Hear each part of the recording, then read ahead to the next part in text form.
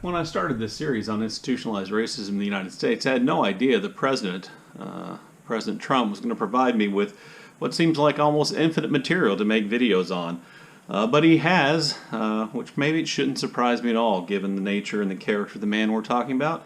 So this video was inspired by this tweet from President of the United States, Donald J.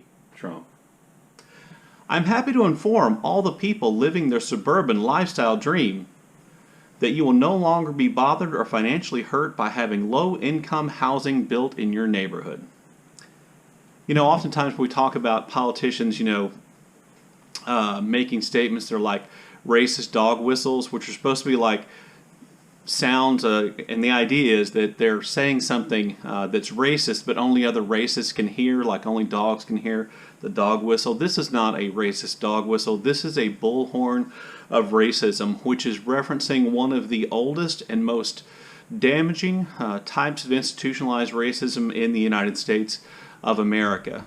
There's nothing subtle about this, because the majority of people living the suburban lifestyle dream, as President Trump puts it, are white. And the majority of people who benefit from low-cost government-financed housing or government-assisted financing housing are African Americans. In fact, the only welfare program, because there are all kinds of different welfare programs, the only welfare program where the largest number of participants are African Americans is in government housing programs.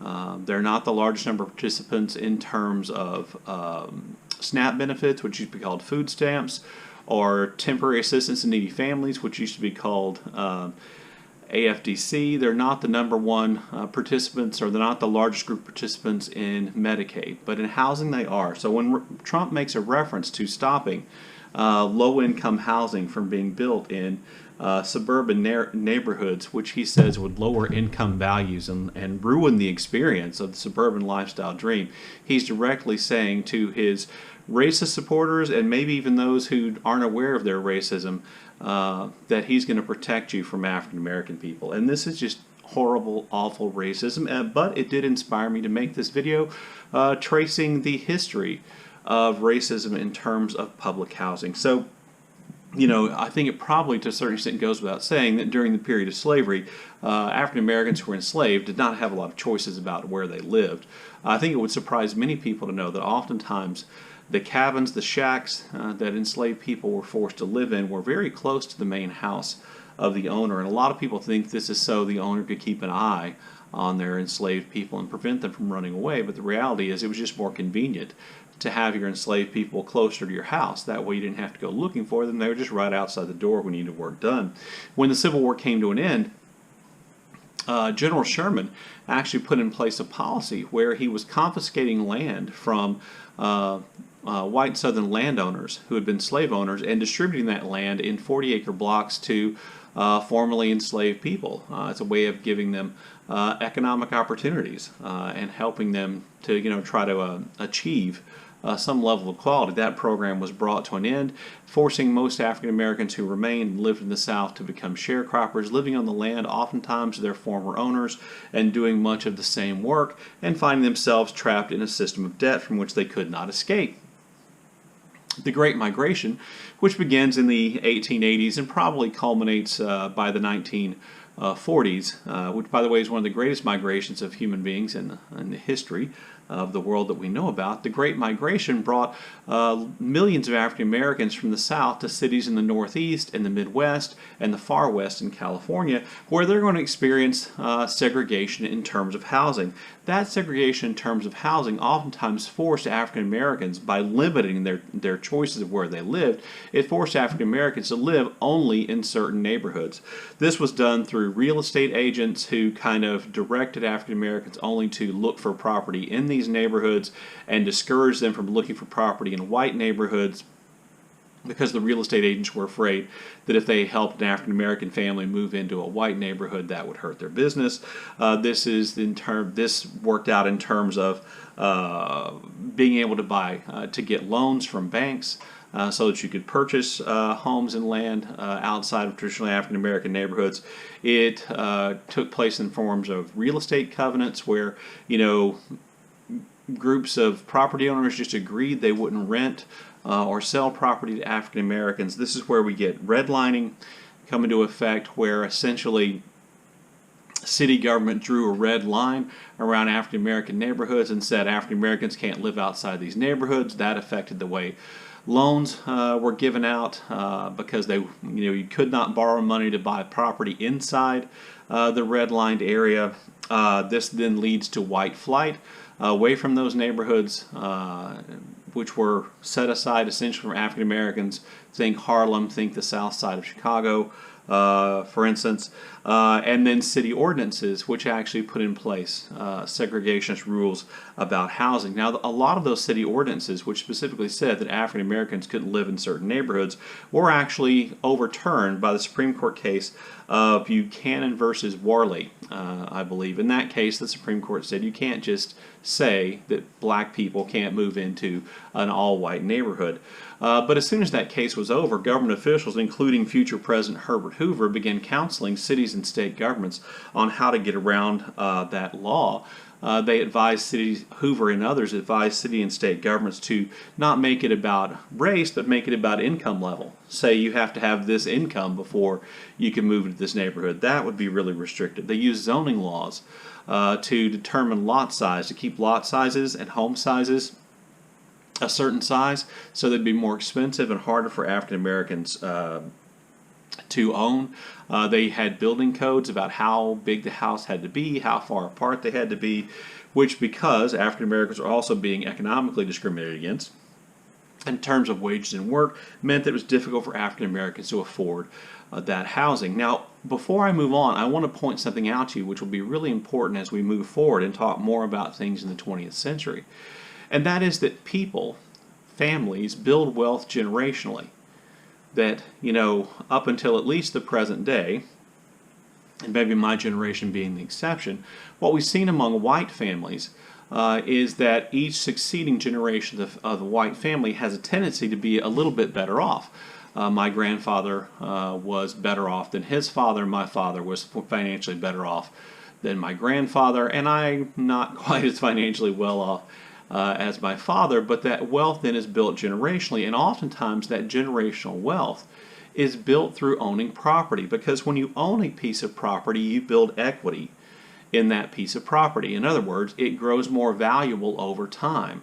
If you build equity, and most people, I think, who are homeowners probably understand this principle, that as you build equity in your home over time, as your house's value increases and the amount of money you owe for your house goes down, your house becomes a significant investment. It becomes, in and of itself, a way to, save money and to build wealth. Well, if you're denied the opportunity of doing that, then you are denied the opportunity of building wealth. And guess what? By denying African Americans the possibility of owning property, and owning property outside of neighborhoods where, because of redlining and all this other racism, property values were low, African Americans were denied the opportunity to build wealth. That actually only got worse during the Great Depression. During the Great Depression, a lot of people were homeless, and a need to create housing for homeless and poor Americans cropped up.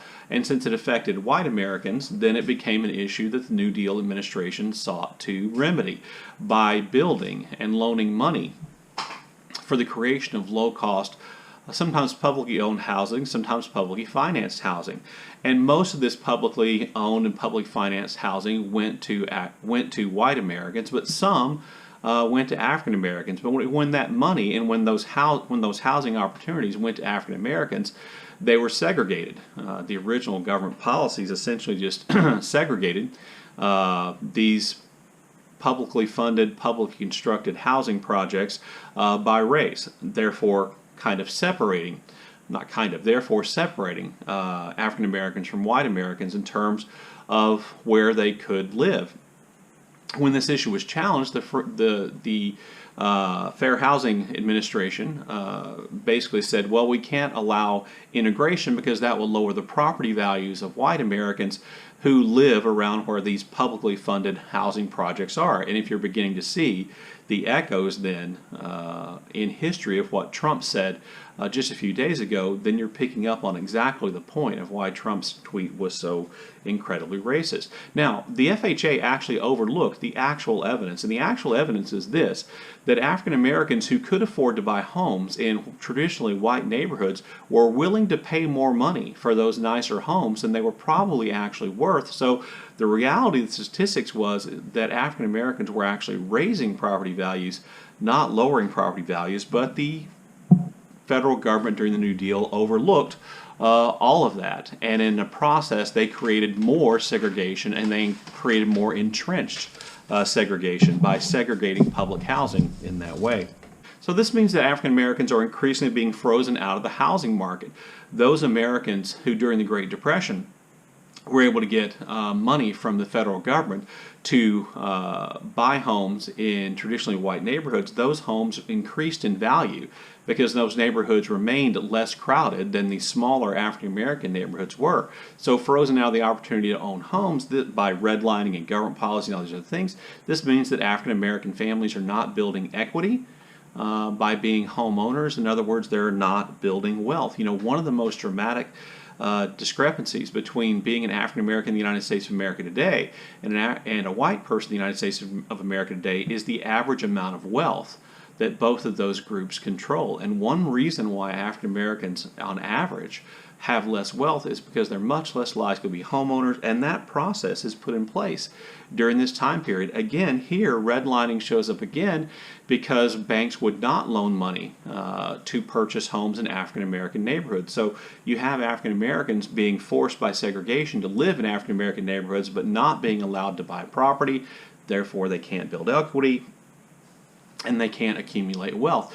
This again gets worse in the 1940s. I believe the 1949 Housing Act, which was proposed by President Truman to provide housing for primarily veterans of World War II who were coming home and needed places to live. That Housing Act would also be segregated. In other words, it allowed for segregation in terms of where homes were built for members of different races, and as a result, it further kind of created these two separate neighborhoods of African Americans and white Americans. In 1968, the Civil Rights Act of 1968 attempted to eliminate all these kind of racist barriers to fair housing, to provide integration by eliminating and outlawing a lot of the practices that I just talked about, like redlining and like government promotion of segregation in public housing. But almost as soon, and we've seen this pattern in all these videos, you know, that there are these three phases: slavery, Jim Crow, and then what follows Jim Crow. In every phase, you know, as Dr. Anderson would point out, white rage shows up and creates policies designed to prevent African Americans from being successful. And so again, what we have here is we begin to see reverse redlining. Reverse redlining really picked up steam in the 70s and 80s, and it worked like this. Instead of saying that African Americans, instead of banks saying we won't loan money to African Americans to buy property in African American neighborhoods, they said, okay, we'll loan you money, but these will be really exploitative, dangerous loans. In other words, they were loans with variable interest rates that could shoot up unexpectedly, causing bankruptcy.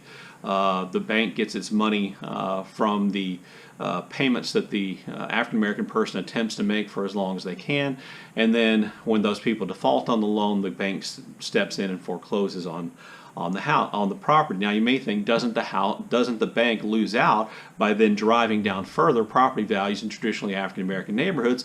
The answer is no, because thanks to gentrification, they could sell that land or those homes or those buildings to white Americans who wanted to live closer to city centers, and we begin to see the gentrification of these neighborhoods in which property values go up and traditional housing is torn down and replaced by housing for an increasingly white population. So if you're getting the feeling that African Americans can't win in terms of housing and being able to integrate neighborhoods, then you are getting a real glimpse at how institutionalized racism in terms of housing actually works. Now, during the Obama administration, he essentially put in place a policy which was, you know, admittedly vague and difficult to enforce, but the goal of that policy was to actually get low-income housing constructed for African Americans in or near traditionally white neighborhoods. There are all kinds of reasons for this, and I'll just point out a couple of things about why that should be a goal. If we have more integrated neighborhoods, we have more integrated schools, and we don't have, if we have more integrated schools, then we have better schools on the whole. We don't have these schools we talk about as inner city schools that we say are failing. And the reason why those schools may be failing their students isn't because their students aren't capable, it's because those schools are in incredibly, oftentimes, economically underprivileged areas, which is a creation of this kind of housing policy, this racist, institutionalized racist housing policy. So better integration of neighborhoods means better schools. Better integration of neighborhoods should help to eliminate some of the wealth gap that exists between African Americans and white Americans. It should reduce these what we think of as high poverty, high crime neighborhoods. There are all kinds of benefits of that, and that's what Trump just announced that he's going to stop. That he's not going to have the housing department put pressure on cities and communities to build low-income housing for African Americans in traditionally white neighborhoods. He wants to deny them that opportunity, and that is inherently racist, and it's one of the most insidious and pervasive and most difficult to overcome forms of institutionalized racism in the United States. Anyway, there you go. Love to see your comments in the comment section below, and as always, thank you for watching.